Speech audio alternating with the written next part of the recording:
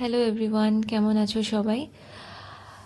গতকাল ছিল সানডে আর আমরা গিয়েছিলাম স্ট্যাচু অফ ইকুয়ালিটি জায়গাটা ভীষণ সুন্দর এবং এখানে এর আগে একবার এসেছিলাম 3 বছর আগে।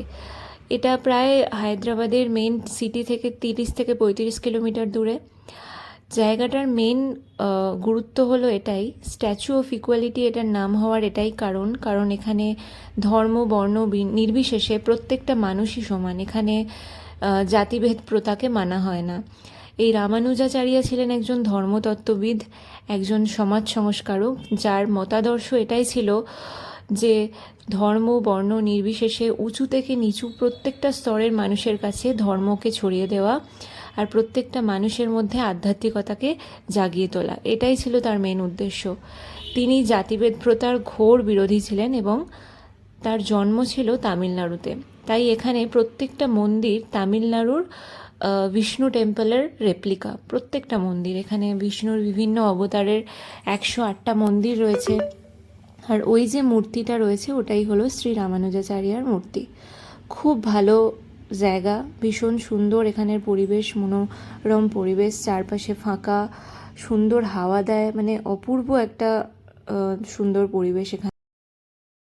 খুব সুন্দর একটা পজিটিভ ভাইব আছে এখানে, যেখানে এলে সত্যি মনটা শান্ত হয়ে যায় একটা এত সুন্দর পরিবেশে এসে।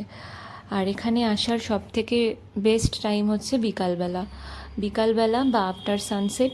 এটা সন্ধে 8:30 পর্যন্ত খোলা থাকে। তাই যারা আসবে বলে ভাবছো হায়দ্রাবাদ এলে এই জায়গাটা কিন্তু ঘুরতে একদম ভুলো না। এই জায়গাটা একটা মাস্টারপিস জায়গা, সত্যি বলছি। এতটা সুন্দর জায়গা, মানে বলে বোঝাতে পারবো না। এই যে প্রত্যেকটা মূর্তি, বিষ্ণু অবতারের প্রত্যেকটা মানে মূর্তি এখানে রয়েছে।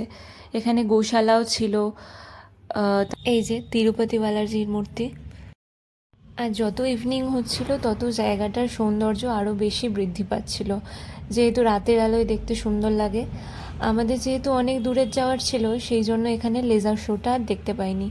এখানে লেজার শো শুরু হয় 7:45 থেকে। এর আগের বার যখন এসেছিলাম তখন দেখেছিলাম, তবে এবারে আর দেখা হলো না। যাই হোক, খাওয়া দাওয়া করে আমরা ওখান থেকে, এখানে আরতি হচ্ছিল, আরতি দেখে আমরা চলে গেলাম। ওখান থেকে বাস পেয়ে গেছিলাম, তো বাসে করে চলে গেলাম। যাই হোক, তোমাদের ব্লগটা কেমন লাগলো জানিও, জায়গাটা কেমন লাগলো অবশ্যই জানিও। আর এইখানে এলে অবশ্যই এই জায়গাটা ঘুরতে ভুলো না।